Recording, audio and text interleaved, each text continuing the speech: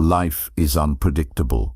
One moment, everything is going smoothly, and the next, you're hit with challenges that threaten to knock you off course. Whether it's a stressful situation at work, a disagreement with someone close to you, or a personal setback, it's easy to lose your calm.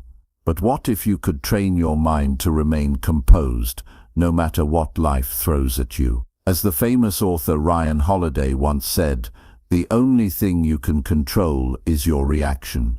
This simple yet powerful truth is the foundation of everything we'll explore in this book. We often think we can control the world around us, but the reality is we can't.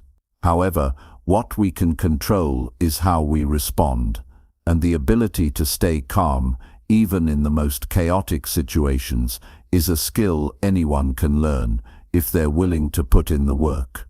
In this book, you'll learn how to master your mind, how to stay composed in moments of stress, and how to build a life where external chaos no longer determines your emotional state. Imagine being able to walk into any situation, whether it's a high-pressure meeting, a personal conflict, or a tough moment in your life, and feel completely in control. Not only will you handle it, but you'll do so with clarity, confidence, and peace.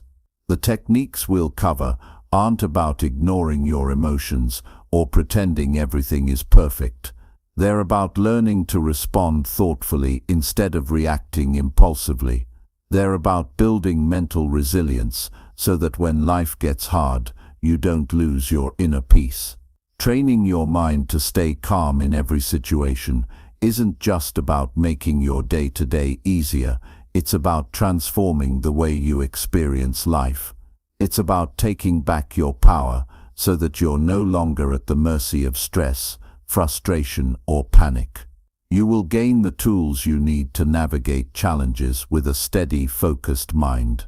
This book will provide you with actionable, practical advice that you can use right now to start seeing a difference in how you handle stress. You'll learn how to create habits that build emotional strength, how to silence your inner critic, and how to take control of your thoughts when everything around you seems out of control. By the end of this journey, you will have developed a mindset that allows you to stay calm, confident, and focused, no matter what life throws your way.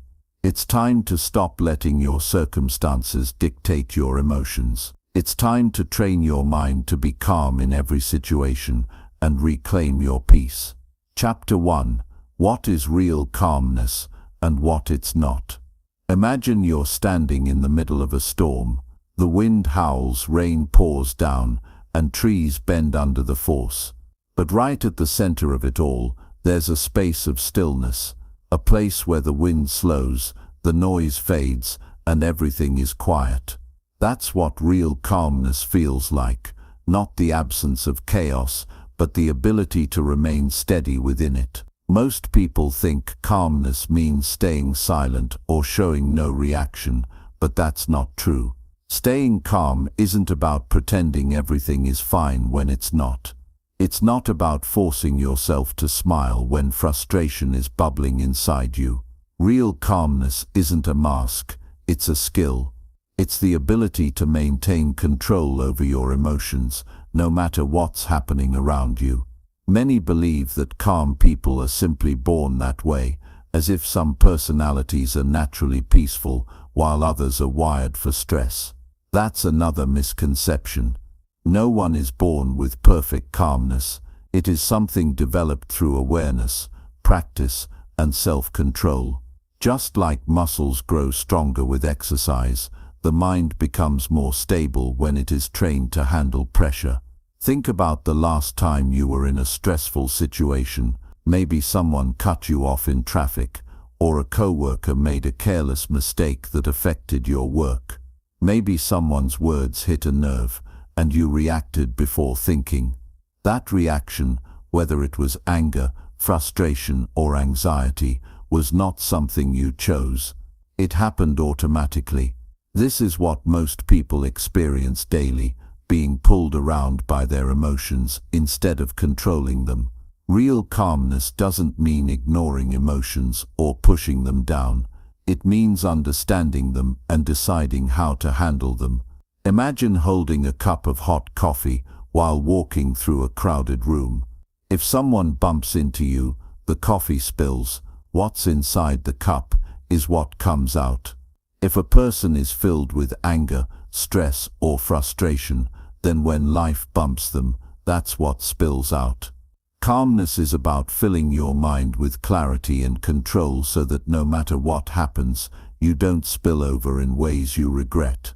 People often confuse calmness with weakness, thinking that being calm means letting others take advantage of you.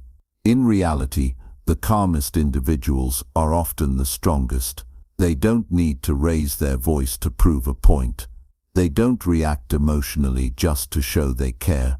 Their strength comes from the ability to remain composed while others lose control. They have trained themselves to respond rather than react. One of the biggest reasons people struggle to stay calm is that their minds are always racing. Overthinking, stress, and constant worry make it difficult to approach challenges with a level head. When the mind is cluttered, even small problems feel overwhelming. The key to developing calmness is learning to create mental space. A calm mind is not an empty mind. It is a mind that knows what to focus on and what to let go of. Another misconception is that calmness means having no emotions at all. Some assume that staying calm means not caring, but that's not true either. A calm person still feels everything: joy, anger, sadness, excitement, but they don't let emotions control their actions. It's like driving a car. If emotions take the wheel, the ride becomes unpredictable. But when calmness is in control, emotions take the passenger seat. They are still there, but they don't dictate the direction. Think about professional athletes in high-pressure situations. A basketball player stepping up for a game-winning free throw, a surgeon performing a life-saving operation, a firefighter entering a burning building. These people don't remain calm because the situation is easy. They remain calm because they've trained themselves to handle stress without letting it shake them. They have practiced staying composed under pressure so many times that it has become second nature. Training the mind to be calm works the same way. It starts with awareness. Recognizing when emotions are taking over is the first step. Most people don't realize they are losing control until after it happens. The moment of awareness is where change begins. Once you notice frustration or stress creeping in, you have a choice. You can let it take over, or you can pause, breathe, and respond with intention. Breathing is one of the most powerful tools for calmness. When stress hits, the body reacts, heart rate increases, breathing becomes shallow, muscles tense up. But the breath is the bridge between the body and the mind. Controlling the breath signals to the brain that there is no real danger, allowing the body to relax. A single deep breath in a moment of stress can be enough to reset your entire response. Another key to calmness is perspective. Many things that trigger stress are not as serious as they feel in the moment. A delayed flight, a difficult conversation, an unexpected problem at work. These things may seem overwhelming at the time, but in the bigger picture, they are just small moments in a long life. The ability to step back and see the bigger picture prevents unnecessary stress. There is also great power in pausing before reacting. People often regret words spoken in anger or decisions made in frustration. A short pause, even just a few seconds, can make the difference between a reckless reaction and a thoughtful response. Calmness gives you control over your actions rather than letting emotions dictate them. The journey to mastering calmness doesn't happen overnight. It takes patience and practice. Small, everyday situations provide the best training ground. Dealing with an annoying email, waiting in a long line, facing an unexpected inconvenience, these are all opportunities to practice calmness. The goal is to build a habit of staying composed in small moments so that when bigger challenges arise, calmness is already your default response. With time, the mind learns that it doesn't have to react to every small thing. Not everything requires an emotional response. The more you practice letting go of what doesn't matter, the more you gain control over what does. A calm mind is not one that never feels stress, but one that knows how to navigate it without being consumed by it. Real calmness is a kind of freedom. Freedom from being controlled by external circumstances. Freedom from reacting out of impulse. Freedom to choose how to respond to life's challenges with clarity and confidence. It is not about ignoring emotions or avoiding difficulties. It is about mastering the ability to remain steady no matter what happens. And that kind of calmness is something anyone can develop. It doesn't require special talent or a unique personality. It only requires the willingness to train the mind, one moment at a time, until calmness becomes second nature. Chapter 2.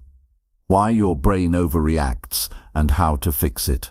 The mind is an incredible tool, but it doesn't always work in your favor. It processes millions of pieces of information every day, constantly scanning for threats, solving problems, and making decisions. But sometimes it reacts in ways that don't serve you. A small inconvenience feels like a disaster, a simple disagreement turns into an argument, and minor mistakes feel like personal failures. The brain, left untrained, exaggerates situations and makes them feel more intense than they actually are. This happens because the brain evolved for survival, not peace of mind. Long ago, humans faced real dangers: predators, food shortages, unpredictable environments. The mind developed a system to detect threats instantly. If there was a rustle in the bushes, the brain assumed it was a predator, triggering an immediate reaction. This instinct kept people alive. But in today's world, the same system still operates, even though the dangers have changed. Instead of wild animals, modern threats come in the form of emails, deadlines, social conflicts, and uncertainty. The brain still reacts as if survival is at stake, even when it's not. This is why stress and anxiety feel so overwhelming. The brain releases chemicals that prepare the body for danger. Heart rate increases, muscles tense, and breathing becomes shallow. This response was useful when escaping predators, but in everyday life, it leads to unnecessary worry, frustration, and emotional reactions that only make situations worse. The good news is that this automatic response can be rewired. The brain is adaptable. With training, it can learn to recognize real dangers from imagined ones and respond with clarity instead of panic. One of the biggest reasons the mind overreacts is because it jumps to conclusions. A single negative comment can feel like an attack. A moment of silence from someone can be misinterpreted as rejection. A minor mistake can seem like failure. The brain fills in the gaps, often assuming the worst. This habit comes from a desire to protect, but in reality, it causes unnecessary stress. Recognizing this pattern is the first step to breaking it. The next time frustration, anger, or anxiety rise quickly, notice what's happening. Instead of reacting immediately, pause and question whether the situation is truly as serious as it feels. More often than not, it isn't. The power to slow down thoughts before they spiral out of control changes everything. The mind is like a lens, and how it focuses determines the experience. If it zooms in on problems, those problems appear larger than they are. If it shifts focus to solutions, challenges become manageable. The ability to control this focus is what separates those who stay calm from those who constantly feel overwhelmed.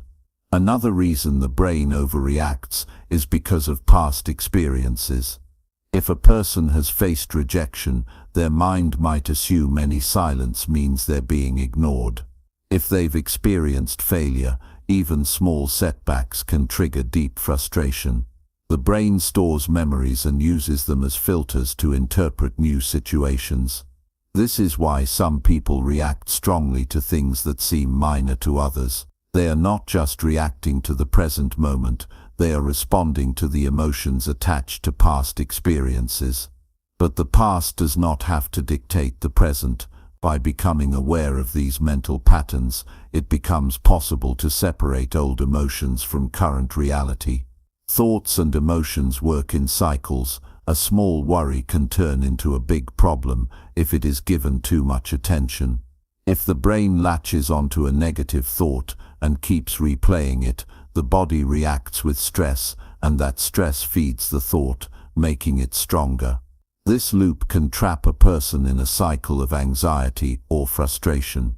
The way to break free is to disrupt the pattern. The moment negative thoughts start to spiral, shifting attention to something else, whether it's deep breathing, movement, or a different perspective, prevents them from gaining momentum. Another important factor in retraining the brain is learning to differentiate between real problems and imagined ones. Many people spend time worrying about things that never actually happen. The mind creates scenarios, playing out worst-case situations as if preparing for disaster. But most of these imagined problems never materialize. The time and energy spent worrying could be used more effectively elsewhere. Focusing on what can be controlled instead of what can't reduces unnecessary stress. The ability to stay calm in any situation comes from recognizing that not everything requires an immediate emotional reaction. Some things are not worth the mental energy they consume. The brain will always try to sound the alarm, but not every alarm is an emergency. Learning to observe these mental reactions instead of getting caught up in them is a skill that brings a deep sense of peace. Training the mind to react calmly takes practice, but it is possible. Small daily moments provide opportunities to build this skill. A delayed response instead of an instant reaction, a deep breath instead of an outburst, a shift in focus instead of dwelling on the problem. These small changes create a stronger, more resilient mind over time. The brain may always have the instinct to overreact, but it does not have to be in control. With awareness and practice, calmness can become the default response to any challenge. Chapter 3. Control your breath. Control your mind. The way the mind responds to stress is deeply connected to the way the body functions. When pressure builds up, whether from a difficult conversation, an unexpected setback, or a demanding situation, the first thing that changes is the breath. It becomes quick, shallow, and uneven, sending signals to the brain that something is wrong. This reaction might not seem like a big deal, but it plays a crucial role in whether a person remains calm or feels overwhelmed. The breath is the bridge between the body and the mind, and learning to control it is one of the most powerful tools for staying steady in any situation. Most people don't pay much attention to how they breathe. It happens automatically, so it's easy to overlook. But the way a person breathes affects everything from heart rate to mental clarity. When breathing is fast and uncontrolled, stress levels rise. When it is slow and deep, the nervous system relaxes, creating a sense of stability. The body and mind are constantly communicating, and the breath is one of the strongest signals in that conversation. Taking charge of it means taking charge of emotions. Imagine standing at the edge of a high cliff. Even if there's no real danger, the body reacts as if there is. The heart pounds, the breath speeds up, and muscles tighten. This is the body's automatic response to fear. The same thing happens in stressful everyday situations, just on a smaller scale. An argument, an unexpected problem, or a moment of uncertainty can trigger the same physical reactions, making it hard to think clearly. The fastest way to regain control is to slow the breath. When breathing is steady, the body relaxes, and the brain receives a signal that there is no real threat. This simple shift can turn chaos into clarity. The power of breath control isn't just theory, it's something that has been practiced for centuries. Ancient traditions, from martial arts to meditation, have always placed deep importance on breathing techniques. Warriors used it to stay composed in battle. Philosophers used it to sharpen their minds. Even today, athletes, surgeons, and performers rely on breath control to stay focused under pressure. It is not just about relaxation, it is about maintaining control in moments that demand a clear and steady mind. In the middle of a tense moment, whether facing a difficult conversation or dealing with an unexpected challenge, the breath is often the first thing to change. The body shifts into fight or flight mode, preparing for conflict or escape. But most modern problems do not require running or fighting. They require thinking, patience, and clarity. Shallow breathing keeps the body in a state of tension, while deep, controlled breaths bring it back to balance. The way a person breathes in stressful moments determines whether they react impulsively or respond with calmness. One of the simplest and most effective techniques is lengthening the exhale. When breathing out is longer than breathing in, the nervous system shifts into a relaxed state. This is why sighing feels like relief.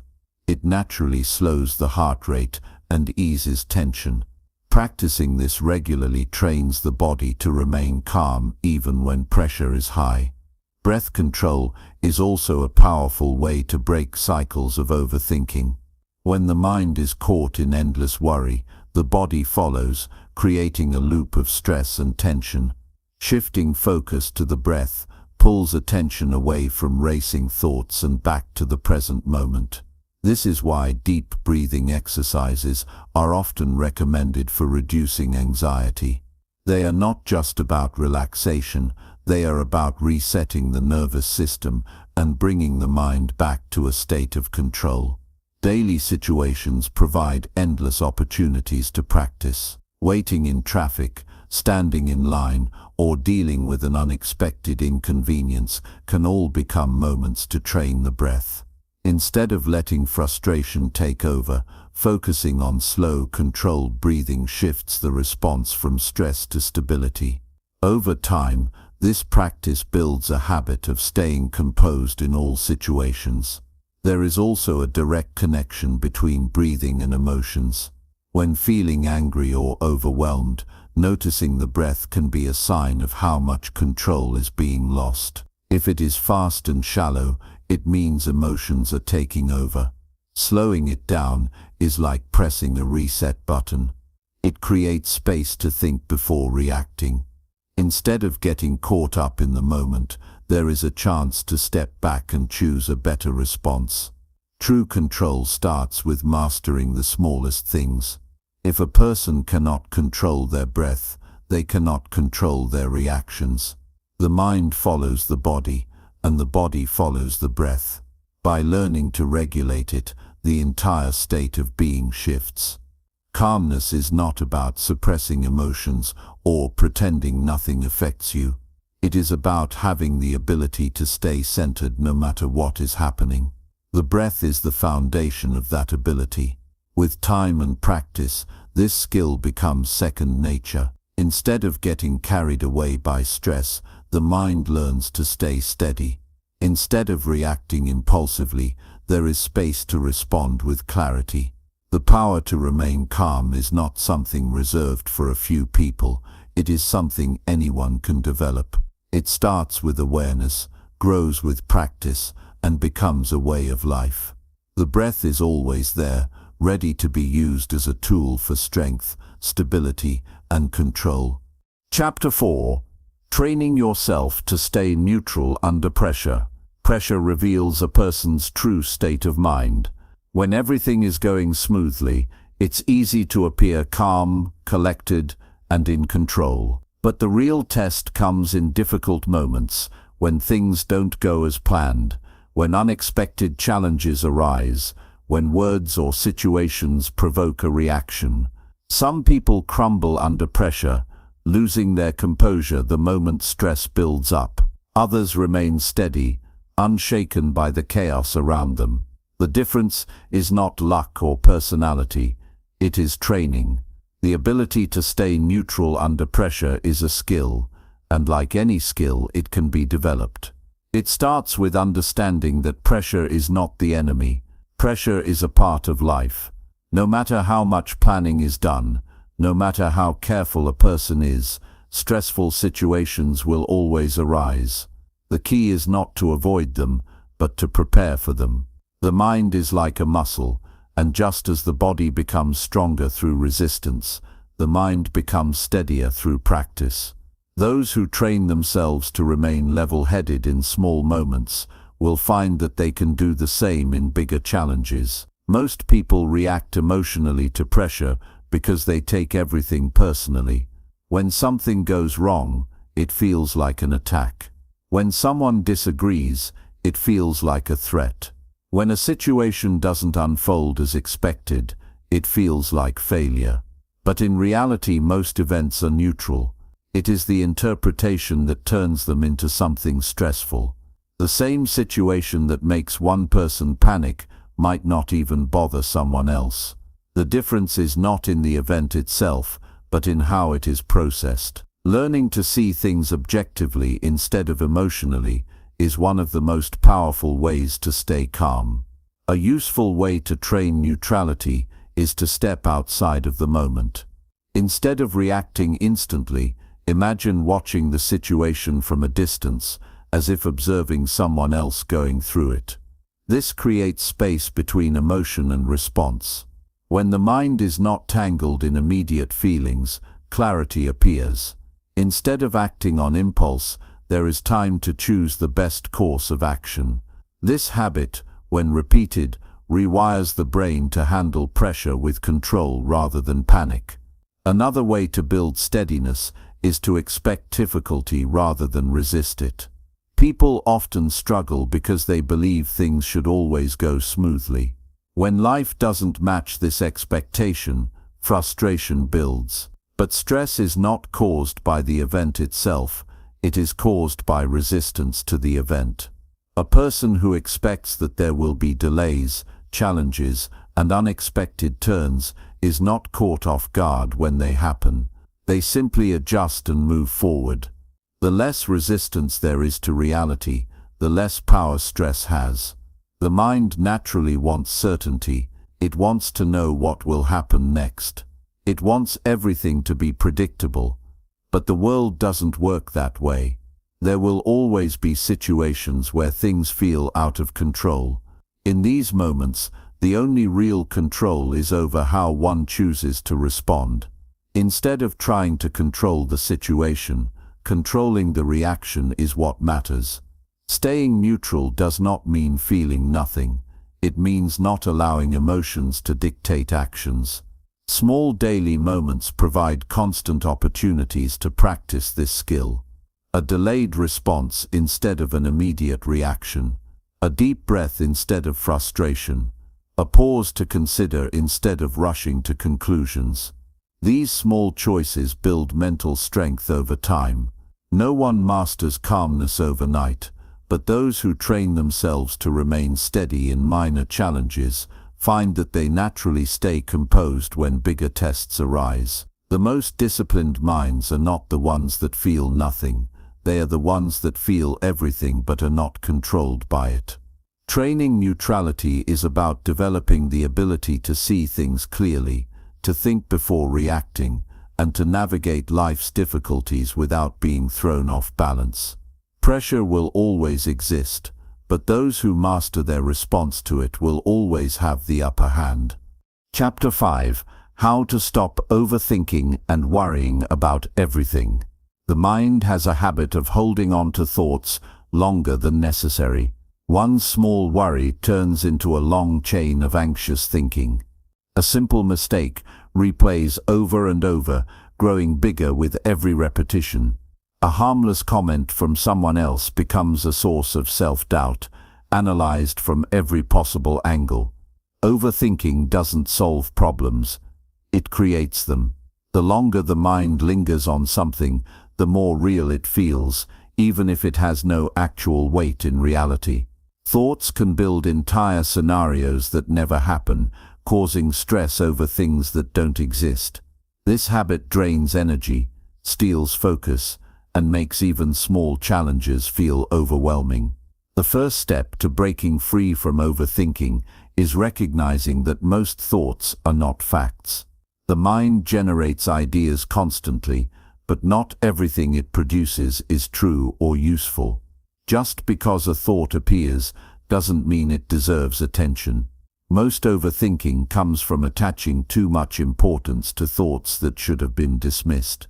Analyzing, reanalyzing, and searching for meaning in every little detail is like trying to read too deeply into a passing cloud. It changes shape, moves on, and yet the mind tries to make sense of something that was never meant to be permanent. Many people assume that worrying means they are being responsible. They believe that if they don't keep thinking about a problem, they might miss something important. But in reality, the more they think, the less clarity they have. A cluttered mind does not make better decisions, it makes more uncertain ones. Clarity comes from stepping back, not from diving deeper into endless thoughts. Solutions appear when the mind is calm, not when it is tangled in a loop of repetitive worry.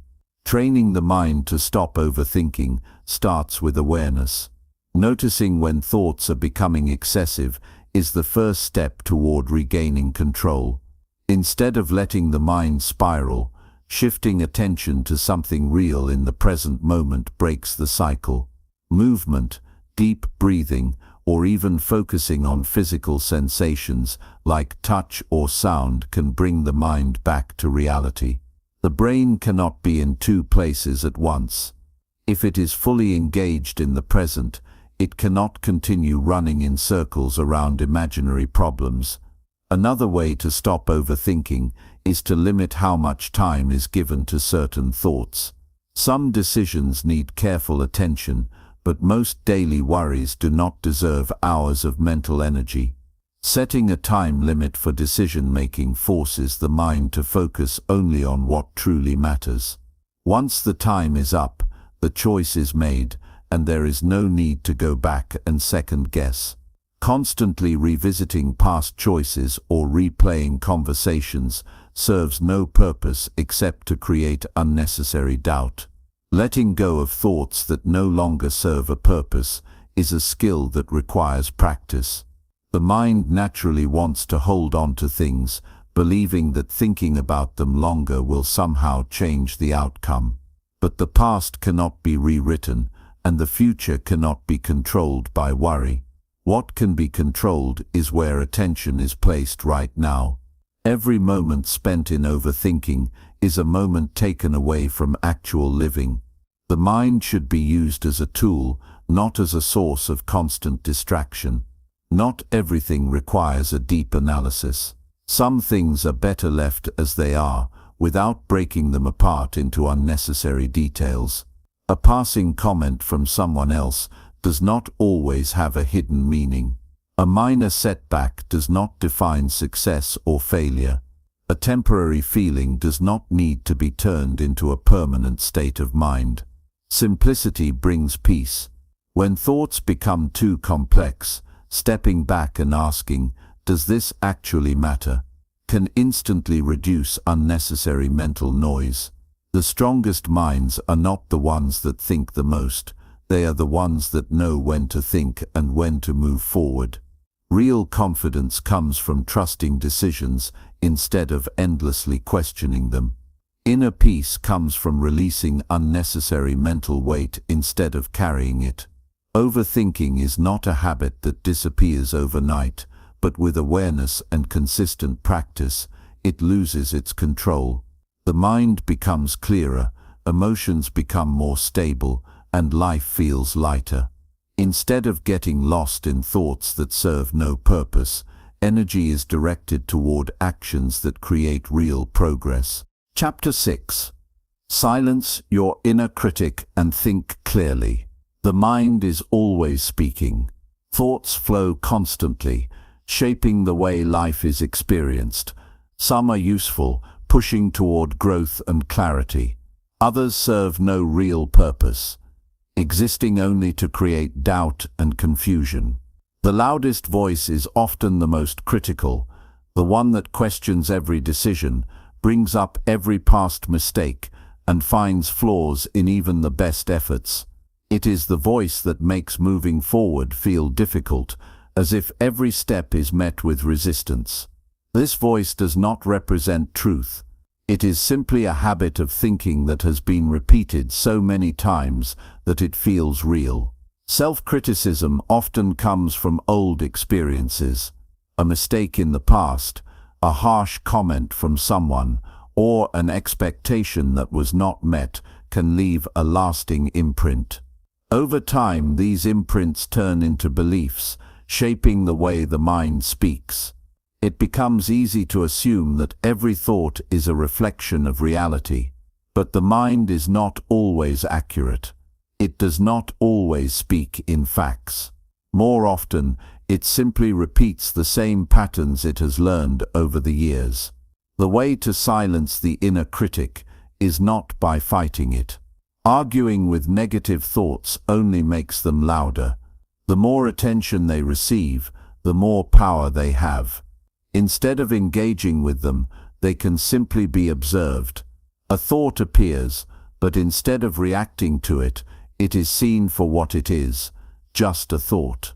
Not every thought deserves belief. Not every voice in the mind speaks truth. Clarity begins when space is created between thoughts and reactions. When criticism arises, it does not have to be taken personally. It can be noticed without being absorbed. This small shift in awareness changes everything. Instead of being controlled by negativity, it becomes something that passes through, like a cloud in the sky. It appears, it moves, and it disappears. Speaking to oneself with the same patience and understanding that would be given to a close friend changes the way the mind functions. No one would speak to another person the way the inner critic often speaks. Harsh words, constant doubt, endless questioning, none of these are the way people encourage others. Yet, they are often the way people speak to themselves. Changing this pattern requires conscious effort. Instead of allowing negative thoughts to run unchecked, they can be replaced with ones that are more balanced and realistic. Shifting focus from problems to solutions also weakens the voice of self-doubt. When mistakes happen, instead of replaying them, attention can be given to what can be learned and improved. The past cannot be changed, but the future is shaped by what is done now. If the mind is occupied with progress, there is less room for unnecessary criticism. The strongest minds are not free from doubt. They have simply learned not to give it power. They recognize that thoughts are not always a reflection of truth. They choose to focus on actions rather than being caught in endless self-judgment. When the inner critic is no longer the loudest voice, space is created for clarity, confidence, and peace. The mind becomes an ally instead of an obstacle, and every challenge is approached with a sense of control rather than fear. Chapter 7. Stop reacting, start responding. There are moments when life demands an immediate response. Something unexpected happens, and without warning, emotions begin to rise. The impulse is to react, to defend, to explain, to prove a point, or to fight back. This instinct comes from a place of survival, but it is not always the best choice. Reaction often comes from a place of emotion, where the mind is clouded and clarity is lost. Once something is said or done, it cannot be undone. The words are out, the actions are set in motion. In those moments, the ability to pause and shift from reacting to responding becomes one of the most powerful tools for mastering the mind. The difference between reacting and responding lies in control. Reacting is impulsive. It is an immediate, unfiltered response to a situation. It is driven by emotion, and more often than not, it comes from a place of defense. It can feel good in the short term, getting a word in, putting someone in their place, or expressing frustration, but it rarely leads to anything productive. In fact, reactions often make situations worse, leaving people with regret, conflict, and unresolved feelings. Once the emotional surge subsides, there is usually a sense of regret for what was said or done in the heat of the moment. Responding, on the other hand, is intentional. It requires a brief moment of reflection, a pause before action, where emotions are checked and thoughts are considered. In this space, clarity and reason can guide decisions rather than impulse or emotion. A response doesn't come from a place of defensiveness, but from understanding, calmness, and often wisdom. It's the difference between reacting with anger and responding with patience.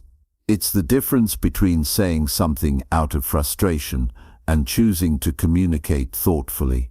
This difference is where true control lies. A key part of the practice is recognizing that not everything requires a response. People often feel the need to react to every slight, every comment, every challenge, but the truth is, not every situation needs a reply. Sometimes, the most powerful response is no response at all. This doesn't mean retreating or avoiding difficult conversations, but rather choosing when and how to engage. When people learn to control their immediate reactions, they free themselves from the burden of constant emotional response.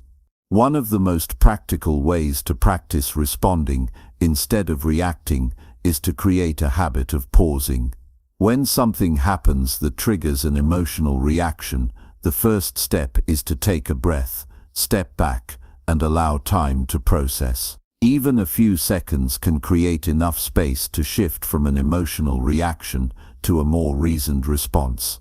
It is in these moments of pause that the mind can return to its center and approach the situation with clarity. This simple habit, pausing before reacting, brings incredible power. When the mind isn't clouded by emotional reactivity, it is able to think clearly and make better decisions. Instead of being driven by impulse, it can respond based on the best course of action, not the first impulse. Instead of escalating the tension in a situation, it can diffuse it. Instead of falling into patterns of anger, defensiveness, or frustration, it can choose a more measured and thoughtful path. Responding with intention also involves recognizing what truly matters. When caught up in the moment, it's easy to get lost in the small details. A careless comment, a slight misunderstanding, or a disagreement can feel overwhelming. But in the grand scheme of things, how many of these moments are truly important? Responding instead of reacting means recognizing when something is worth investing emotional energy in and when it is better to let go. Not everything requires a fight, and not every disagreement requires a resolution. Sometimes, the best response is to choose peace over conflict, understanding over being right. This skill doesn't just apply to interactions with others, it also applies to how one responds to stress and adversity. Life doesn't always go according to plan. Challenges appear, setbacks happen, and obstacles get in the way. In these moments, the natural tendency is to react with frustration, disappointment, or even defeat. But just as with interpersonal interactions, responding to challenges with intention and calmness leads to better outcomes. The way challenges are faced shapes the future. If the response is panic or anger, the situation becomes harder to navigate. If the response is calm, clarity follows, and solutions appear. There is immense strength in choosing to respond. It requires awareness, discipline, and the ability to control one's impulses. In any moment of stress or conflict, the ability to pause, reflect, and choose a response is an act of mastery. It transforms difficult situations into opportunities for growth and connection. When people begin to practice responding instead of reacting, they find themselves less controlled by the chaos around them and more in control of their own actions. They become the calm in the storm, no matter how intense the situation may be. Building this muscle of response takes time. It doesn't happen in one day or one conversation. It requires consistent practice and a commitment to becoming more aware of how the mind operates. Recognizing patterns of reaction is the first step. From there, the practice of pausing and considering the response becomes a habit. Over time, this habit becomes second nature, and the mind no longer feels the need to respond emotionally to every situation. Instead, it becomes a source of clarity, calm, and thoughtful action. The ability to choose how to respond is a gift. It is a form of self-mastery that can transform not only personal interactions, but also how life itself is experienced. Instead of being swept away by every challenge, every emotion, every trigger, people can stand firm in their own center. They can be the anchor in the storm, choosing how to react with purpose, not impulse. By learning to respond rather than react, they create space for peace, clarity, and strength in every situation. Chapter 8. The Secret to Emotional Control in Difficult Moments. In difficult moments, emotions can feel overwhelming. It's like being in the middle of a storm, where the winds of frustration, anger, fear, or sadness toss you in every direction. It's not easy to find stability, and sometimes it feels impossible to regain control. But there is power in knowing that you do not have to be at the mercy of those emotions. Emotional control is not about suppressing feelings or pretending they don't exist.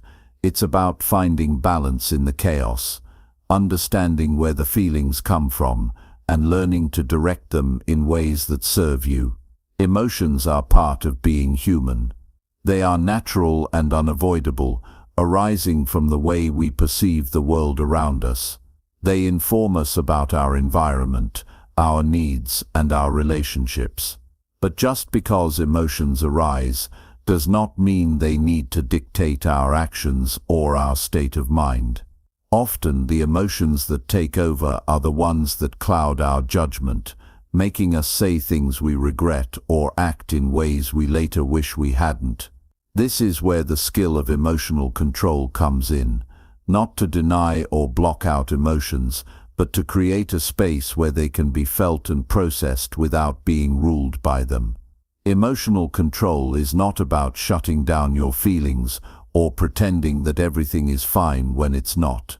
It's about acknowledging your emotions, understanding their root cause, and then choosing how to respond. Think of it like being the captain of a ship during a storm. The ship may rock, and the waves may crash, but the captain doesn't abandon the wheel. The captain stays steady, focused, and makes thoughtful decisions about how to navigate the storm. Similarly, emotional control allows you to stay steady, even when emotions threaten to pull you off course. One of the first steps to emotional control is understanding that emotions are temporary. They may feel intense in the moment, but they don't last forever. This realization helps break the cycle of overreacting. When emotions are allowed to play out without judgment or resistance, they often lose their grip and begin to subside naturally. Trying to force them away only gives them more power, but by accepting them as temporary visitors, you stop feeding them and let them move on. A big part of emotional control is becoming aware of what triggers certain emotions. What causes you to feel frustrated, angry, or anxious? What are the situations, words, or people that set off these feelings? Identifying these triggers is key, because it gives you insight into why you feel the way you do. Once you understand your triggers, you can begin to make choices that prevent these emotions from taking over. It's like knowing which buttons to avoid pressing, so you're less likely to experience the emotional storm in the first place. For example, if you know that a particular situation at work causes you to feel anxious, you can prepare yourself mentally for it. You can think through how you want to handle it, what kind of response you want to have, and what emotional state you want to cultivate. In doing this, you shift from a reactionary mode, where your emotions control you, to a proactive mode, where you control your emotional response. Emotions, however, are not always negative.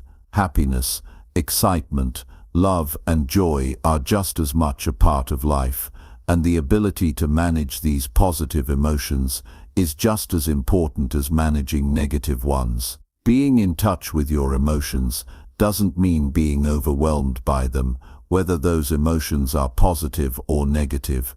It's about learning to experience them fully without allowing them to dictate your decisions or your actions.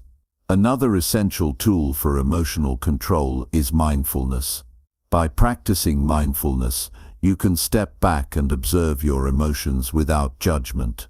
Instead of reacting impulsively, you pause, take a moment to notice how you're feeling, and simply observe the emotion without letting it control you. Mindfulness helps you create a distance between you and the emotion, allowing you to understand it without being consumed by it. It's the difference between being swept away by the current and standing on solid ground, watching the current from a place of safety.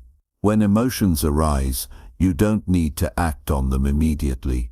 In fact, acting impulsively often leads to regret. When faced with intense emotions, take a moment to breathe deeply.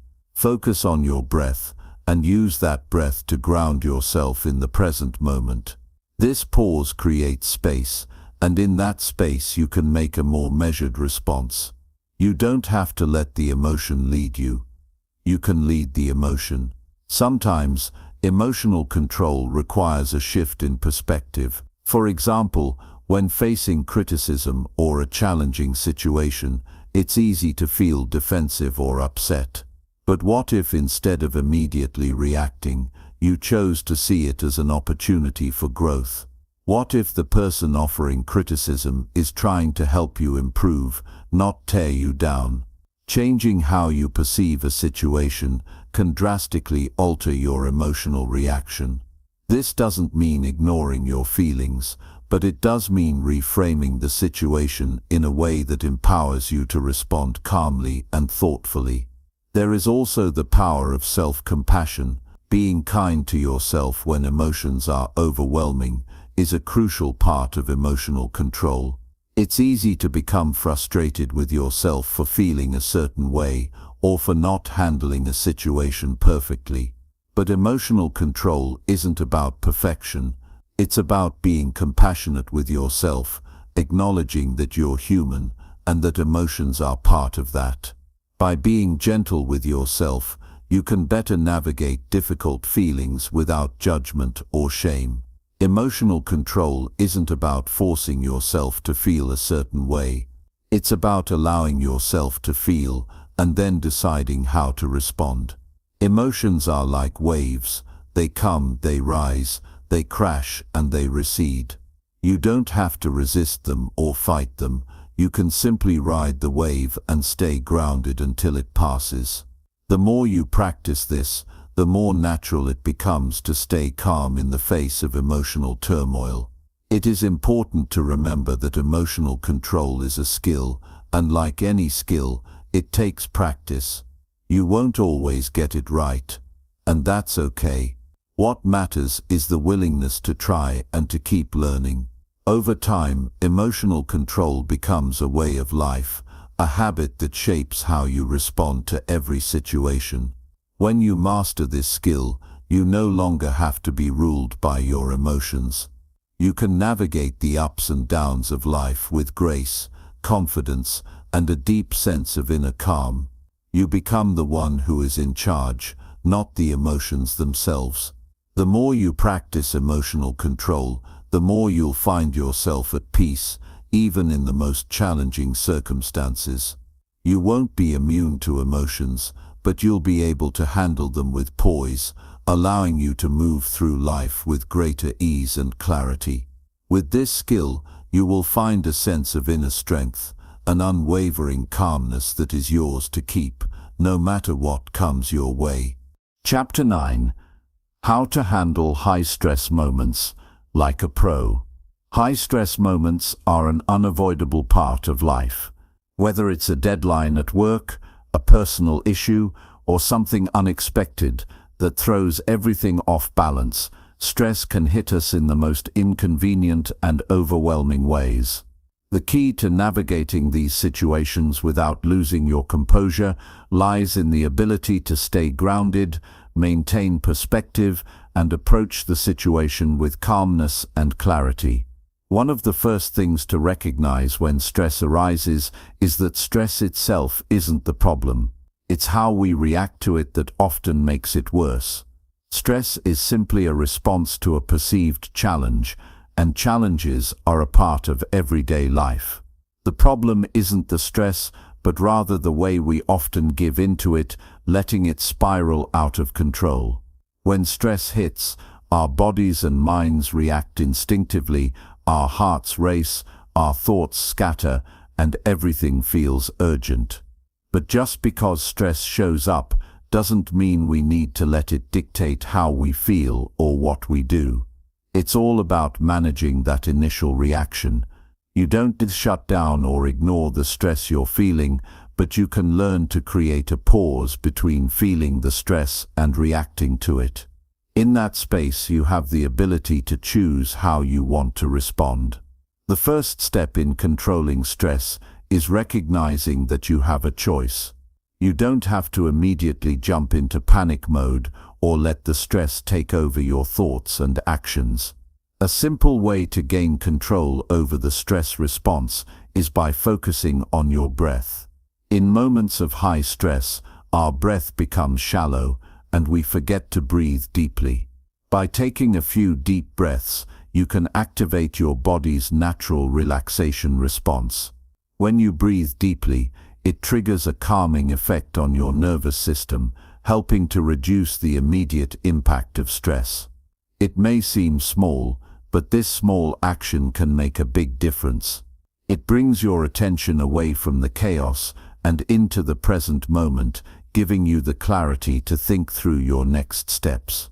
Another powerful technique to handle stress is to challenge your thinking. Often, when we're stressed, we start to imagine the worst-case scenario, spiraling into anxious thoughts about what could go wrong. We project ourselves into a future that hasn't happened yet, and we let those imagined fears take over. But the future is uncertain, and dwelling on it only amplifies our stress. A more productive approach is to focus on what's actually in front of you, the current task, the immediate problem. You can deal with the challenge at hand, but you don't need to add additional layers of worry about things that may never happen. By confronting the present moment instead of imagining future disasters, you keep your mind clear and focused. In high-stress situations, it's easy to feel overwhelmed by the sheer volume of things that need to be done. This feeling of being overloaded can make everything feel urgent and impossible. A helpful strategy is to break things down. Take a step back and look at the bigger picture. What are the immediate actions you need to take to move forward? What can you do now, and what can wait? Often, the feeling of stress comes from the perception of having too much on your plate, but once you break things down into manageable pieces, the situation becomes more manageable. Another crucial part of handling stress is managing your expectations. Life doesn't always go according to plan, and things often don't unfold as we expect. This can cause frustration and stress. But when you can adjust your expectations and embrace the uncertainty of life, you create a sense of peace in knowing that not everything needs to be perfect. You do what you can with the resources and time you have, and the rest is out of your control. By focusing on the process and doing the best you can in the moment, you alleviate the pressure to make everything go perfectly. A big part of handling stress is also learning how to let go of things that are out of your control. There's no use in worrying about things that you can't change, and yet we often waste so much energy doing just that. Letting go isn't about being passive, it's about accepting that some things are beyond your reach and choosing to focus on the things you can influence. When you let go of the need to control everything, you free yourself from unnecessary stress and anxiety. In high-stress moments, it's important to remember that you don't have to do everything alone. You can seek help or delegate tasks when needed. It's okay to lean on others for support, whether it's a colleague, a friend, or a family member. Having a support system in place can help relieve some of the pressure you're feeling and offer a fresh perspective on the situation.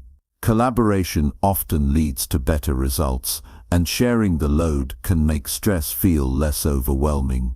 Another important aspect of handling stress is maintaining your physical health. Stress takes a toll on both your mind and your body, and the more physically resilient you are, the better equipped you'll be to handle stressful situations.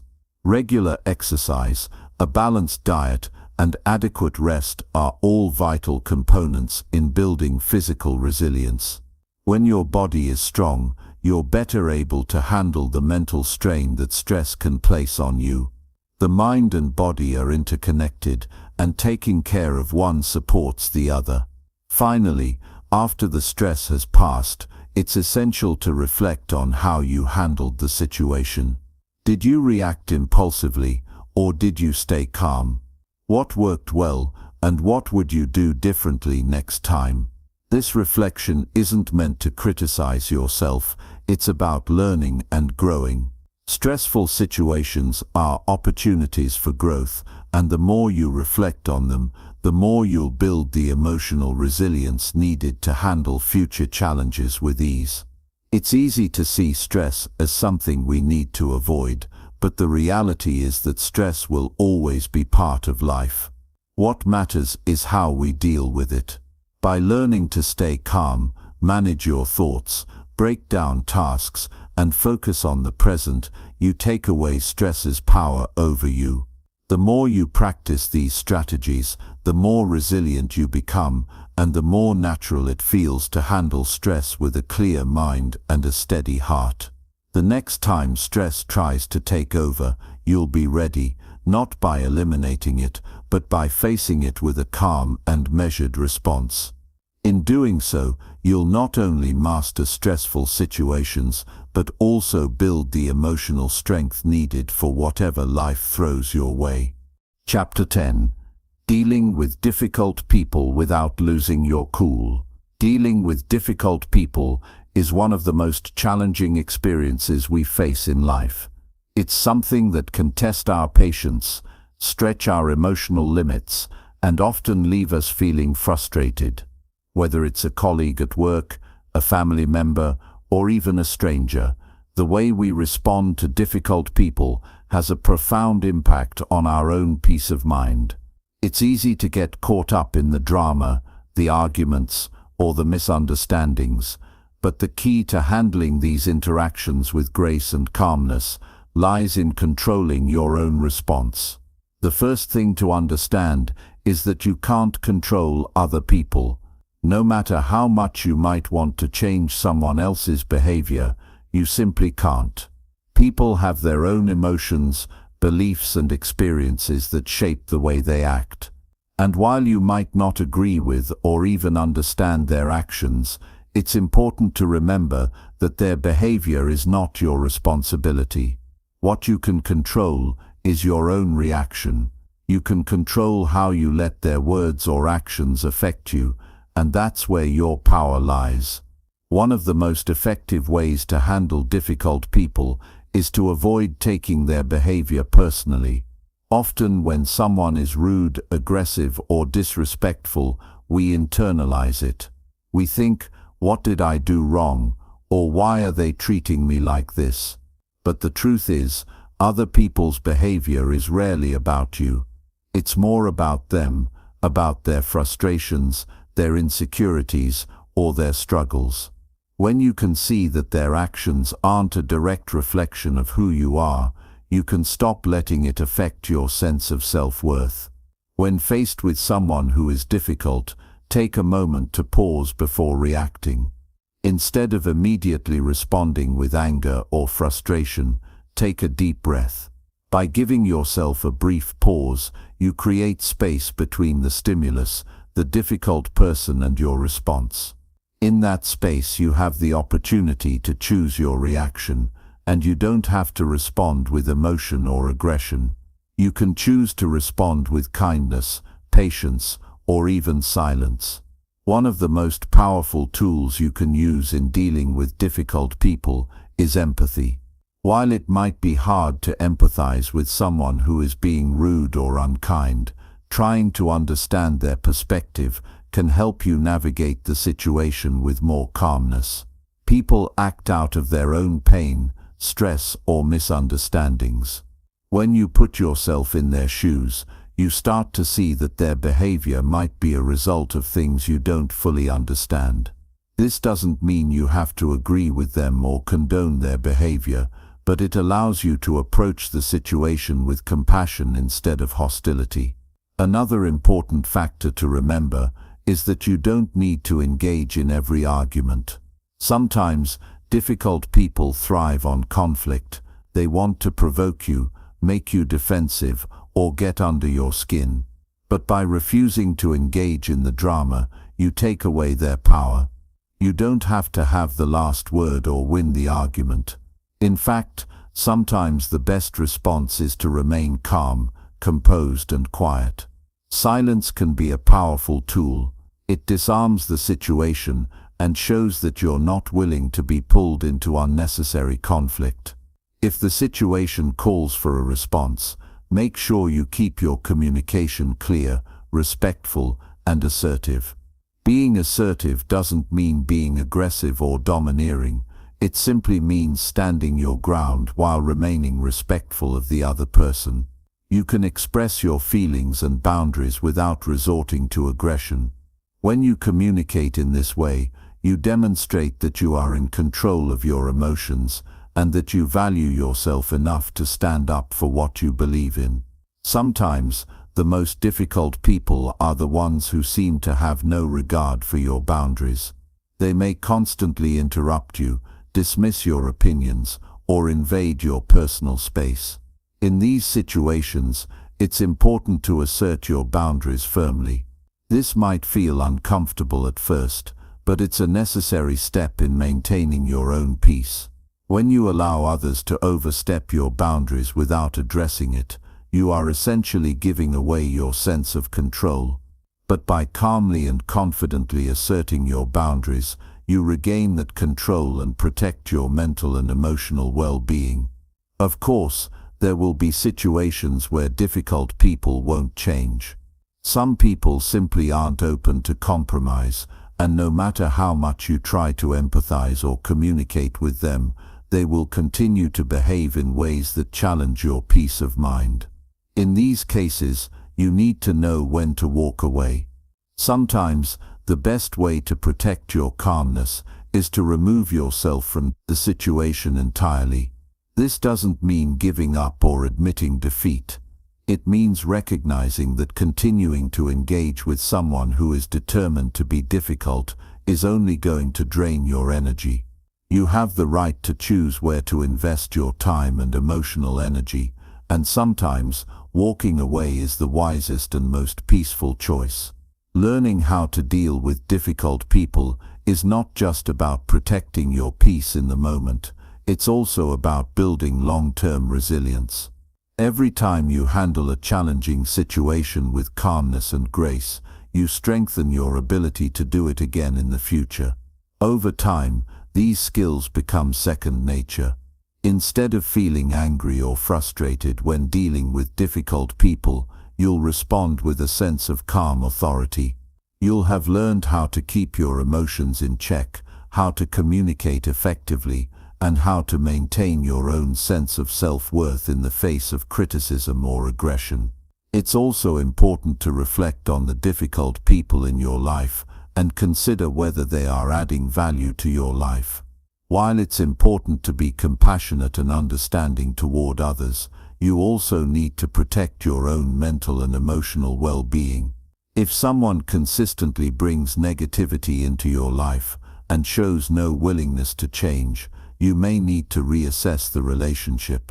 Sometimes, the most peaceful choice is to set boundaries or even distance yourself from people who bring constant stress into your life. Dealing with difficult people is an inevitable part of life. But by taking control of your response, practicing empathy, setting boundaries, and choosing when to walk away, you can maintain your calm and protect your peace. You don't need to be at the mercy of other people's behavior. You have the power to navigate these situations with grace and to keep your mind clear, no matter how challenging the other person may be. Chapter 11. Staying calm when things don't go your way. It's inevitable that life doesn't always go the way we expect or want. There are moments when everything seems to be falling apart, and it feels like nothing is working in your favor. You plan, you work hard, and still, things don't line up the way you envisioned. It's easy to get frustrated, angry, or disappointed when your expectations don't match reality. But it's in these moments when your ability to stay calm becomes your greatest asset. The question is not whether things will go wrong, it's how you respond when they do. It's all too common to get swept up in frustration when life doesn't go the way we plan. The unexpected twists can throw us off balance, and in that disorientation, we often lose sight of our internal peace. Things not going your way can trigger stress, anxiety, and a cascade of negative emotions.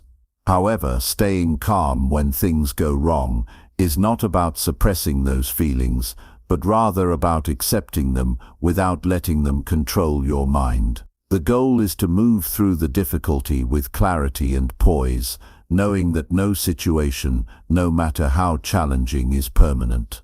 The first step in staying calm when life isn't going your way is recognizing that you can't control everything. We live in a world that places a lot of emphasis on control, on having everything in its right place, on achieving specific goals in specific timelines. And while there's nothing wrong with having goals or striving for success, the truth is, life is unpredictable. External factors, other people's actions, or even unexpected events can throw us off course at any given moment. Understanding that you can't control everything is liberating because it releases you from the pressure of perfection. It allows you to focus on what you can control: your reaction.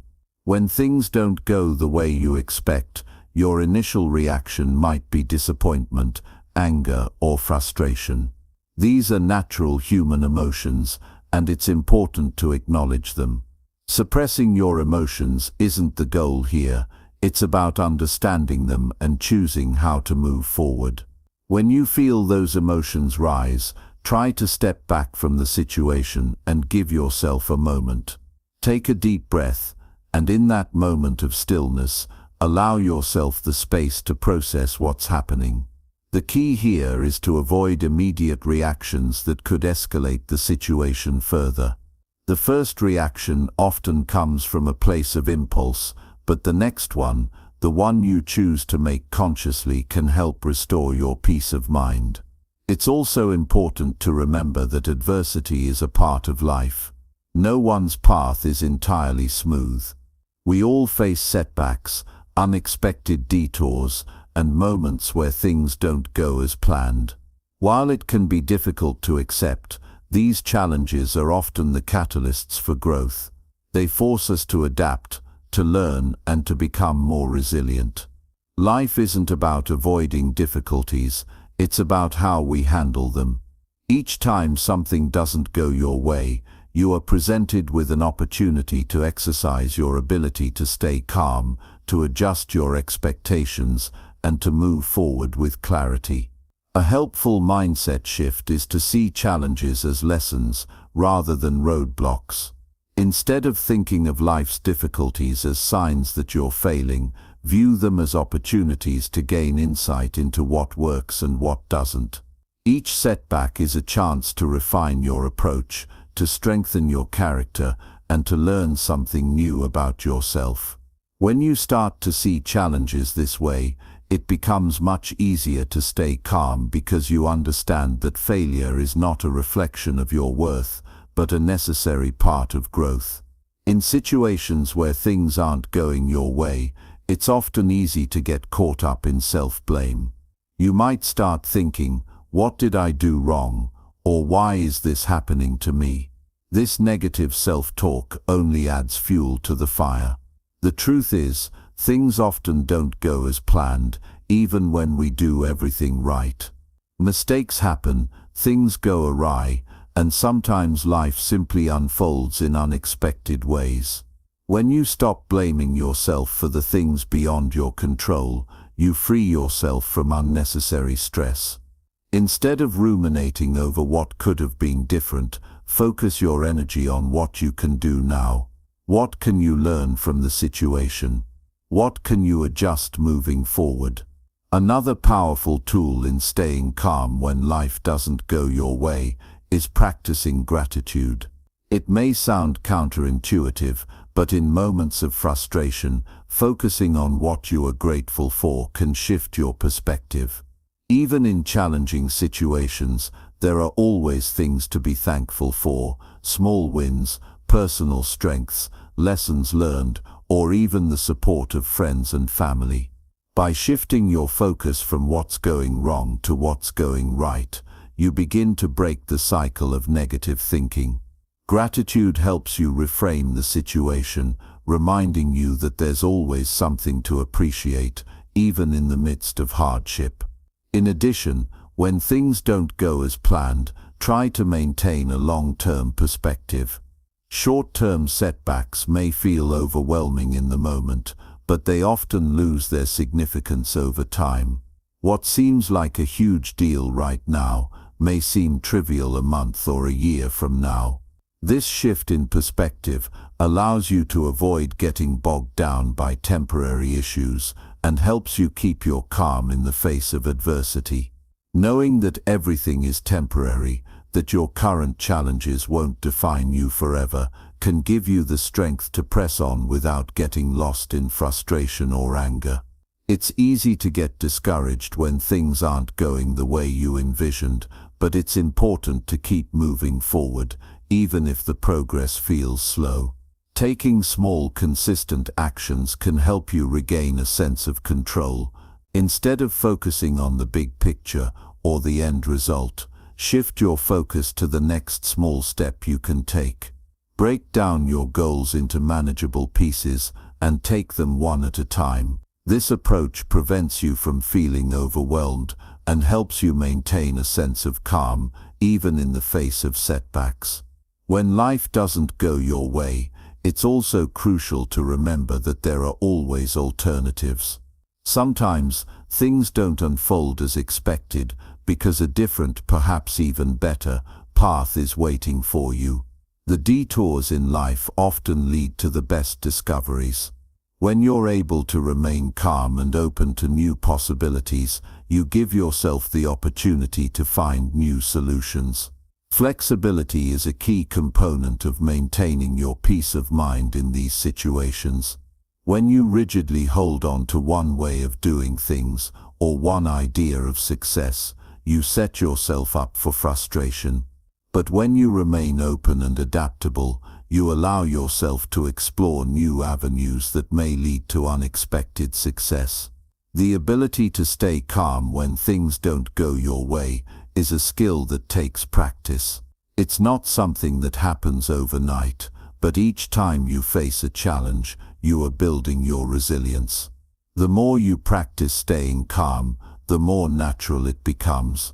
You'll start to notice that even in the most difficult situations, you are able to maintain your composure, think clearly, and make decisions from a place of peace rather than panic. In these moments, you'll find that you have the strength to weather any storm, no matter how unpredictable or challenging it may be. Chapter 12. When life hits hard, staying calm during personal crisis. Life has a way of testing your ability to stay calm, especially when you face personal crises. Whether it's the loss of a loved one, a financial setback, a health scare, or a major life change, these moments challenge us in ways that nothing else can. It's in these times of deep personal hardship that your ability to maintain composure becomes essential. But how do you stay calm when your world is shaking? How do you keep your inner peace when everything around you feels like it's falling apart? The first thing to understand is that feeling overwhelmed, confused, or distraught during a personal crisis is entirely normal. These moments bring pain, uncertainty, and emotional turmoil, and it's unrealistic to expect that you'll feel calm or composed right away. Acknowledging the emotional weight of the situation is not only necessary, but healthy. Your feelings matter, and they are a natural response to the circumstances you're facing. The goal is not to suppress or ignore your emotions, but to find a way to move through them without letting them completely control you. One of the most important things to remember is that your reactions during a crisis are shaped by your mindset. Your thoughts play a huge role in determining how you experience the situation. If you believe that the crisis is something you cannot handle, or that it defines you as a person, you are more likely to feel helpless and lose your composure. However, if you can reframe the situation and remind yourself that this moment, however painful, is just that, a moment, you can begin to distance yourself from the overwhelming feelings. Understanding that nothing lasts forever, even the toughest of times, can offer a sense of hope and perspective. Another essential practice during a personal crisis is focusing on what you can control. Crises often bring with them a sense of helplessness, but it's important to recognize that you still have control over how you respond. While you might not be able to change the circumstances, you can control how you manage your emotions and how you move forward. This sense of agency is incredibly powerful. Even in the darkest of times, knowing that you have the ability to choose your next step, however small it may seem, can help you regain a sense of control. It reminds you that you are not entirely at the mercy of the situation, but that you still have power in your own response. In these difficult moments, your breath becomes your ally. When your emotions are running high, it's easy for your thoughts to spiral, and the physical manifestations of stress, like a racing heart or shallow breathing, only amplify the sense of chaos. But focusing on your breath, slowing it down, and taking deep, intentional inhales and exhales can help to calm both your mind and body. The breath is the simplest tool available to you in moments of panic. By taking a few minutes to breathe deeply, you can center yourself, reduce your stress, and shift your perspective. Another useful strategy during a crisis is the power of acceptance. Accepting the situation for what it is doesn't mean that you like it or that you've given up. It simply means that you are acknowledging the reality of the moment without resistance.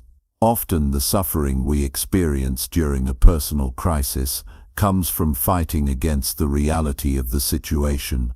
We wish it were different, we wish we could change it, but wishing doesn't alter what's happening. Accepting the reality of the situation can bring a sense of peace, allowing you to focus on how you can move forward, rather than being stuck in what is. When you stop fighting reality, you free yourself to take action. During a personal crisis, you may also find yourself questioning your worth, your future, and your ability to recover. It's common to feel like everything you've worked for has been shattered, but it's in these moments that your resilience is most important.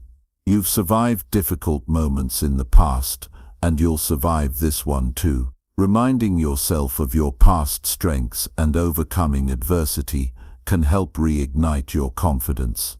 Acknowledge the times in your life when you thought you wouldn't make it through, but you did. These past experiences are proof that you have the strength to endure and rise again, even when things feel impossible. Staying calm in the midst of personal hardship also requires you to lean on the support of others.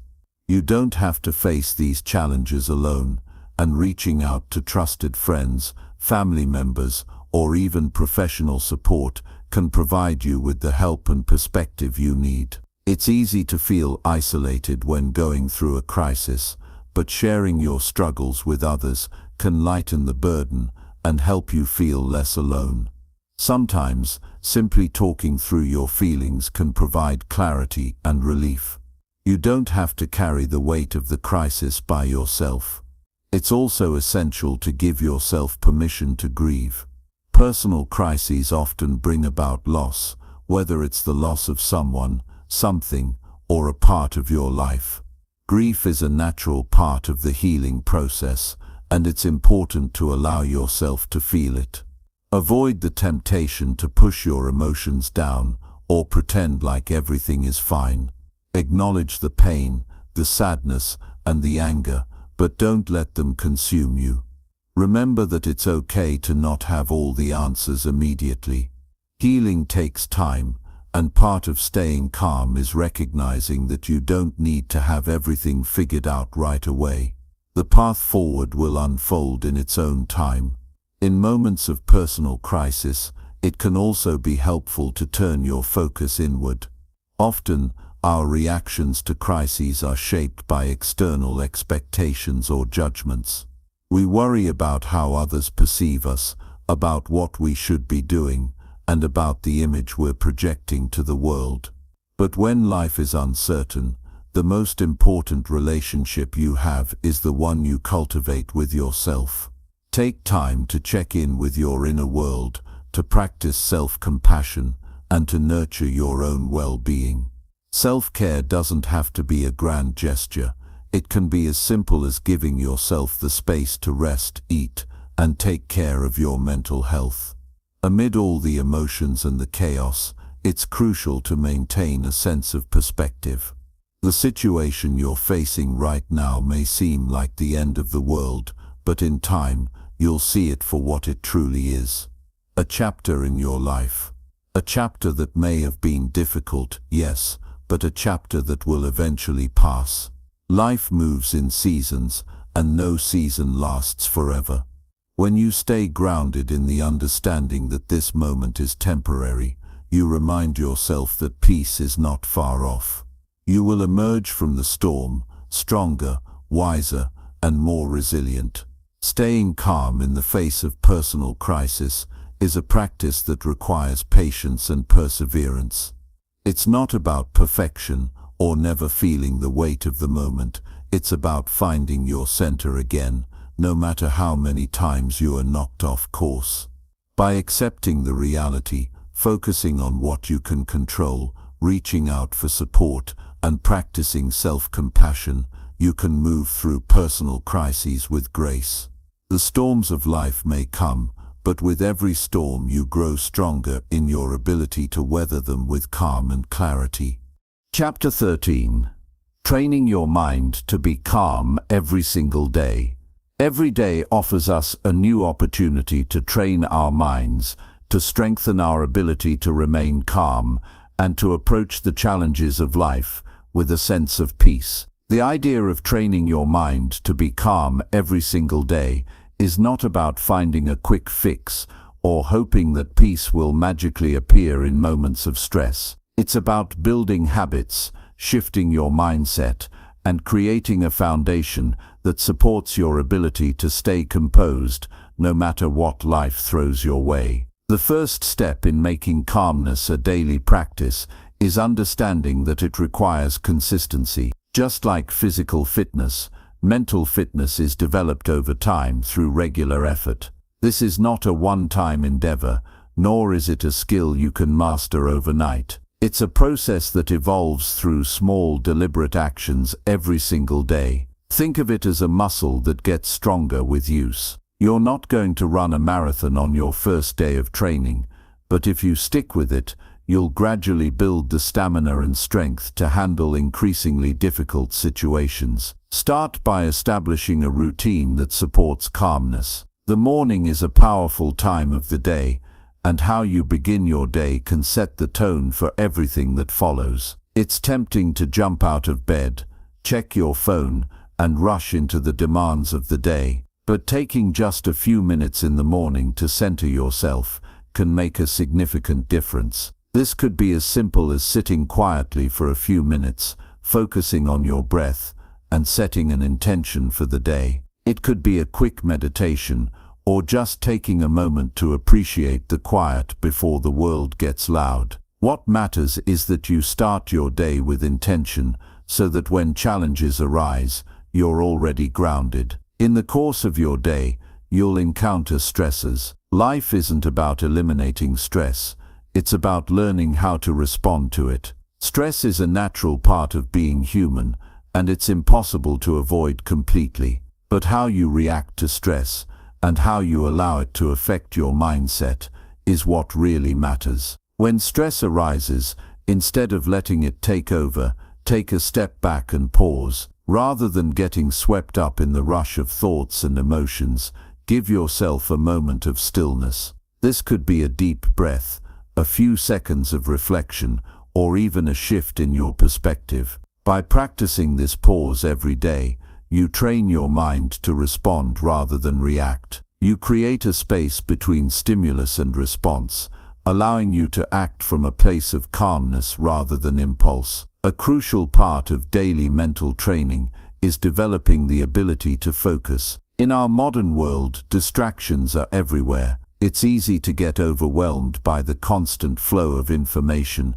demands, and expectations. But cultivating focus is essential if you want to stay calm in any situation. When you focus your attention on the present moment, you immediately disconnect from the chaos. You stop worrying about what might happen in the future or ruminating on what happened in the past. Instead, you become fully immersed in what is happening right now, which helps you feel more grounded and less anxious. Practice mindfulness throughout your day. This doesn't mean you need to be in a constant state of meditation, but it does mean that you're intentionally present in whatever you're doing. Whether you're eating, walking, working, or having a conversation, practice being fully engaged in that moment. If your mind starts to wander, gently guide it back to the task at hand. This simple habit of mindfulness strengthens your ability to stay present, which in turn helps you maintain your calm when things get chaotic. Another key to training your mind to be calm is learning how to manage your thoughts. Thoughts can be powerful, but they don't have to control you. If you allow every thought to dictate your emotions, you'll find yourself constantly reacting to the world around you. Instead, practice observing your thoughts without judgment. When a negative or stressful thought arises, instead of attaching to it, simply notice it, acknowledge it, and then let it go. You don't have to believe every thought that comes into your mind. You can choose to detach from them, which gives you the space to choose how you want to feel and respond. The power of positive affirmations can also be a helpful tool in your daily training. The words you say to yourself shape your reality. If you tell yourself that you're calm, strong, and capable, you're more likely to embody those qualities in your daily life. Repeating positive affirmations helps to rewire your brain, gradually replacing negative or fear-based thinking with thoughts that support your inner peace. This practice doesn't require a lot of time or effort, but it can be incredibly powerful when done consistently. Another practice that can help you stay calm every day is gratitude. Focusing on the things you're grateful for shifts your attention from what's going wrong to what's going right. It's easy to get caught up in the stresses of life, but when you make gratitude a daily habit, you start to see things from a different perspective. Each day, take a moment to reflect on the things you appreciate. This simple habit trains your mind to focus on the positives, helping you to maintain a more balanced and calm mindset. It's also important to take care of your physical health as part of your mental training. Your body and mind are deeply interconnected, so what you do for your physical health directly impacts your mental well-being. Regular exercise, a balanced diet, and adequate rest all contribute to a calm and focused mind. When your body feels good, your mind follows suit. Conversely, when you neglect your physical health, it becomes harder to maintain a calm and clear state of mind. Make sure that you're taking the time to nurture your body every day so that your mind can stay strong and resilient. Another valuable aspect of daily training is learning how to let go of things that are beyond your control. In our busy lives, we often waste energy on trying to change things that we have no influence over. Whether it's the actions of others, the outcomes of certain situations, or the opinions of the people around us, these things are out of our control. The sooner we can accept that fact, the sooner we can focus on what truly matters. Every day, make a conscious effort to release the things that you cannot control. By doing so, you free yourself from unnecessary stress and create more space for calmness in your life. Lastly, it's important to recognize that staying calm every day doesn't mean being perfect. There will be days when you're not as centered or as calm as you'd like to be. You'll experience moments of frustration, anxiety, or overwhelm. That's okay. What matters is that you keep showing up, keep practicing, and keep training your mind. Perfection isn't the goal, progress is. Every time you practice calmness, you're building a stronger foundation. Every time you respond to a challenging situation with patience and composure, you're strengthening the muscles of your mind. It's a lifelong process, but with consistent effort, you will find that staying calm becomes more natural and more effortless over time. Training your mind to be calm every single day is a commitment to yourself and your well-being. It's about creating habits that support your peace and resilience. It's about recognizing that calmness is a skill that can be developed and strengthened over time. By making calmness a daily practice, you'll not only become more resilient in the face of life's challenges, but you'll also experience a greater sense of peace and clarity in every moment. Keep showing up, keep practicing, and watch as your inner calm becomes an unshakable foundation in your life. Chapter 14. The Discipline of Calmness. Why self-control leads to peace.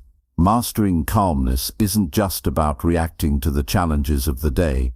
It's about understanding that true peace comes from within, and that achieving it requires the discipline to remain grounded, no matter what is happening around you. The discipline of calmness is a powerful force because it's not tied to external circumstances. It's a mindset, a choice, and a skill that you have the ability to cultivate over time. In every moment, you're presented with an opportunity to choose how you will respond. This isn't always easy. Life has a way of throwing curveballs at us, and it's easy to be swept up in the storm. But what if you could remain calm through it all? What if you could approach every situation with a sense of clarity and control, no matter how chaotic the world around you might seem? The key lies in discipline. Discipline isn't just about willpower or forcing yourself to behave in a certain way. It's about building habits that align with your values and then sticking with them consistently. Over time, these habits form the foundation of your inner calm. This kind of discipline requires patience, practice, and an unwavering commitment to your peace of mind. When you think about discipline, it's easy to associate it with rules and restrictions, but discipline, when it comes to calmness, is about freedom.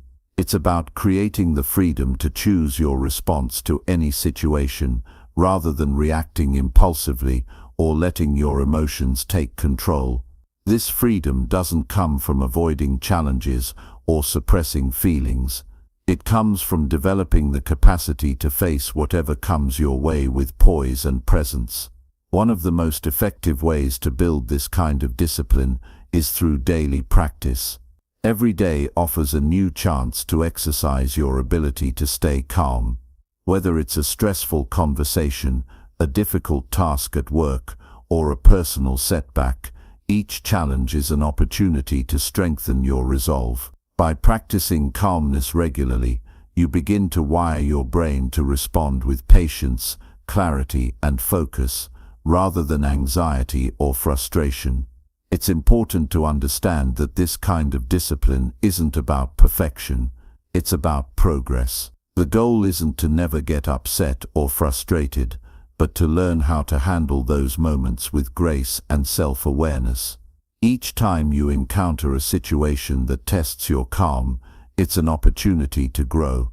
The more you practice responding with composure, the easier it becomes over time. It's like building a muscle. The more you exercise it, the stronger it gets. One of the ways to cultivate this discipline is to focus on small, manageable actions. You don't need to overhaul your entire life all at once. Instead, identify 1 or 2 areas where you can begin practicing calmness. Perhaps it's learning to pause before reacting when you're confronted with a stressful situation. Maybe it's becoming more mindful of your thoughts and emotions, and choosing not to let them dictate your actions. These small moments of self-control build the foundation for a deeper, more consistent sense of calm. It's also helpful to develop a routine that supports your mental discipline. A structured day can help you stay focused and avoid getting caught up in distractions.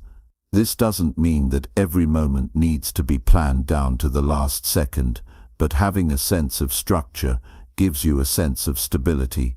When you know what to expect from your day, you're less likely to become overwhelmed by unforeseen events. This routine also creates space for moments of stillness and reflection, where you can center yourself and recalibrate if you've been pulled off course.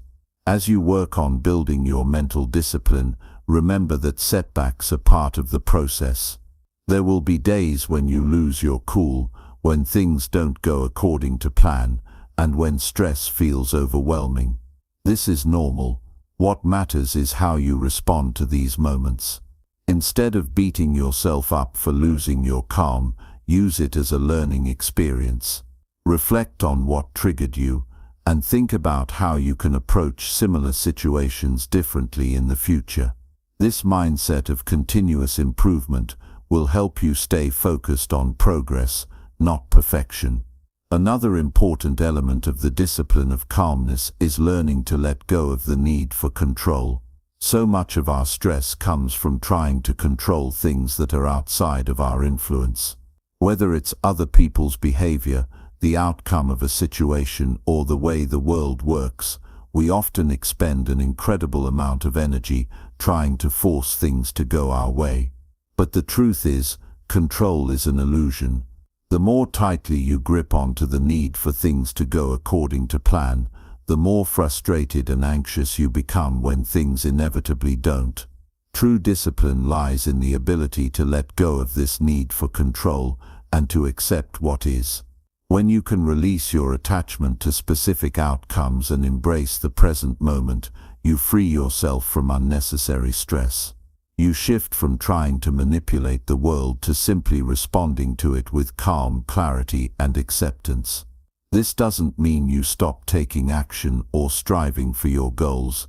It means you approach life with an open hand, trusting that whatever happens is part of your journey. To build this level of discipline, you need to practice letting go regularly. It could be something small, like choosing not to get upset when you're stuck in traffic, or something bigger, like accepting that you can't control other people's actions. In these moments, remind yourself that peace comes from within, and that you have the power to choose how you respond. The more you practice this, the easier it becomes to remain calm in the face of adversity. Another important aspect of the discipline of calmness is learning to manage your energy. Your mental state is influenced not just by your thoughts, but also by your physical and emotional energy. If you're running on empty or neglecting your self-care, it becomes much harder to stay calm when things get difficult. Taking care of your body, mind, and spirit is essential for maintaining a sense of balance and peace. This means getting enough rest, eating nourishing food, exercising regularly, and taking time for activities that replenish you. When you're well rested, well nourished, and physically active, you have more mental clarity and emotional resilience. You're better able to handle the stress of everyday life without losing your cool. Make self-care a priority, and recognize that it's not a luxury, it's a necessity for maintaining your inner peace.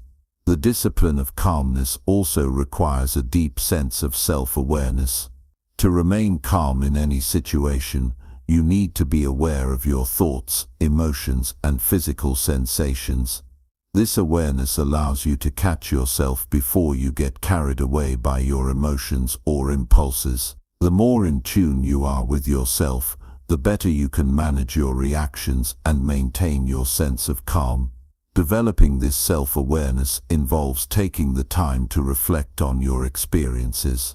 This could be through journaling, meditation, or simply taking quiet moments throughout the day to check in with yourself. By regularly reflecting on your thoughts and emotions, you gain insight into your patterns and triggers, and you can begin to shift them over time. True mental discipline comes from the recognition that your peace is not dependent on the outside world. It's not about having everything go perfectly or avoiding challenges altogether. It's about developing the ability to remain steady, no matter what. This kind of discipline is empowering because it means you are no longer at the mercy of external circumstances. You are the one in control of how you respond, and that control, in turn, gives you the freedom to live with peace, even in the midst of life's storms. The discipline of calmness is a lifelong practice. There will always be moments of stress and challenge, but with each day you spend cultivating this discipline, you strengthen your ability to navigate those moments with grace and composure. It's a practice that requires patience, persistence, and a deep commitment to your own peace of mind. But as you continue to build this discipline, you'll find that your ability to remain calm in any situation becomes more effortless, more natural, and more powerful. And with that calmness comes a deep sense of freedom, the freedom to live life on your own terms, no matter what challenges come your way. Chapter 15. Never let external events control your inner peace. The events and circumstances around us often feel unpredictable and uncontrollable.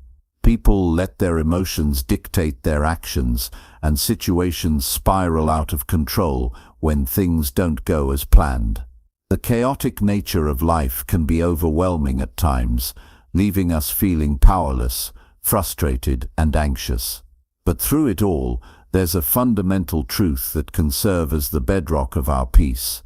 We always have control over how we respond. The one thing that cannot be taken from us is the power to choose our reaction. In this world of uncertainty, it's this ability to maintain our inner peace that will define how we experience life. External events are just that. External. They occur outside of our control and can fluctuate, shift, and change at any given moment. You can't predict what others will say or do, nor can you control the outcomes of many of the things you face. However, the way you respond to these events is entirely within your grasp. The truth is, no matter what happens on the outside, you have the ability to protect your inner peace. It's a matter of perspective and mental training. The world will test your peace. It's inevitable. People will disappoint you, Traffic will make you late, plans will go awry, and challenges will arise. But none of these events can dictate your internal state unless you allow them to. Your inner peace is a reflection of your mindset, your ability to remain grounded, and your commitment to staying centered, no matter what life throws your way. And this is where the real work begins, choosing to not let external events control your internal peace. It might be helpful to think of your mind as a calm lake. When you're at peace, the surface is still, reflecting the world in a clear, undisturbed way. But when external events stir up your thoughts, an argument with someone, an unexpected setback at work, or a mistake you made, the water becomes rippled, cloudy. The clarity is lost. What's important to recognize is that the water doesn't need to stay disturbed. It can return to stillness, even in the midst of a storm. All it takes is your ability to pause, to center yourself, and to choose calm.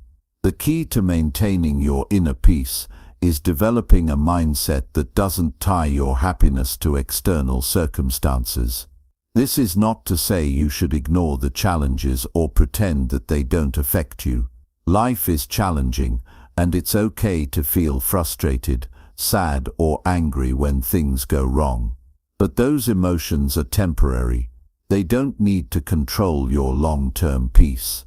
It's essential to understand that no matter what happens, your peace comes from how you process those emotions, how you decide to respond, and how you choose to move forward. One of the most powerful tools to protect your peace is the practice of mindfulness. When we practice mindfulness, we train ourselves to be present in the moment, rather than allowing ourselves to be caught up in a mental whirlwind of what-ifs or past regrets. By practicing mindfulness, you can gain distance from the thoughts and emotions that threaten your peace. You recognize them for what they are, temporary, passing feelings, and you learn not to attach your identity to them.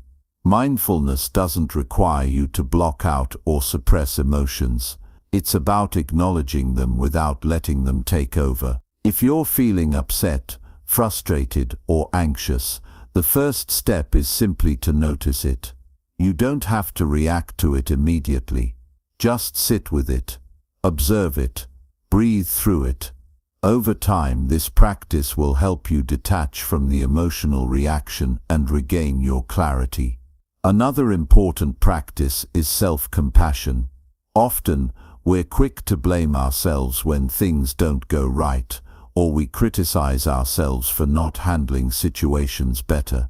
This self-criticism only adds fuel to the fire, escalating the negative emotions and taking us further away from our inner peace. Self-compassion involves treating yourself with the same kindness, understanding, and patience that you would offer to a friend who is going through a tough time. It means recognizing that you are human, that you will make mistakes, and that it's okay not to be perfect. When you let go of the need for perfection, you free yourself from unnecessary pressure. You give yourself the grace to experience emotions without being overwhelmed by them. You stop expecting yourself to be invincible or unaffected by life's challenges. Instead, you give yourself permission to be human, to feel, to process, and to heal at your own pace. In this journey to protect your inner peace, one of the most important realizations is that peace is not a destination, it's a practice. You don't arrive at inner peace and then stop working on it. Peace is something you cultivate each and every day. It's a commitment, a discipline, and an ongoing process. There will always be moments that challenge your peace, but the more you practice returning to a state of calm, the easier it becomes. Over time, you'll find that your natural response to life's challenges is one of steadiness and composure, no matter what happens on the outside. The more you focus on protecting your inner peace, the more you'll find that life has a way of flowing more smoothly. You'll still face challenges, but you'll approach them from a place of strength and clarity. You'll have a better understanding of what truly matters and what is simply a temporary distraction. You'll no longer let the actions of others, the unpredictability of life, or the failures of the past determine your happiness. You'll learn to embrace the present moment, to trust in your own ability to respond thoughtfully, and to let go of the things that are beyond your control. It's also important to recognize that protecting your inner peace doesn't mean avoiding conflict or suppressing difficult emotions. It means having the tools to handle those emotions with resilience and poise. It means having the confidence to face uncomfortable situations and still maintain your composure. And it means knowing that you have the power to choose your response, no matter what the situation is. When external events feel overwhelming, remind yourself of this: you are not defined by what happens around you. Your peace comes from within. It's something that no one can take away from you unless you allow it. Your ability to choose how you respond is a gift. The more you embrace that power, the more you can cultivate a life of lasting peace and freedom. So moving forward, remember that your inner peace is the one thing that no one can control but you. Life will continue to throw challenges your way, but with practice, mindfulness, and self-compassion, you'll be able to face them with strength, clarity, and calm. The world may be unpredictable, but your inner world is yours to command. And as you learn to master that, you'll discover a sense of peace that will carry you through anything life has to offer.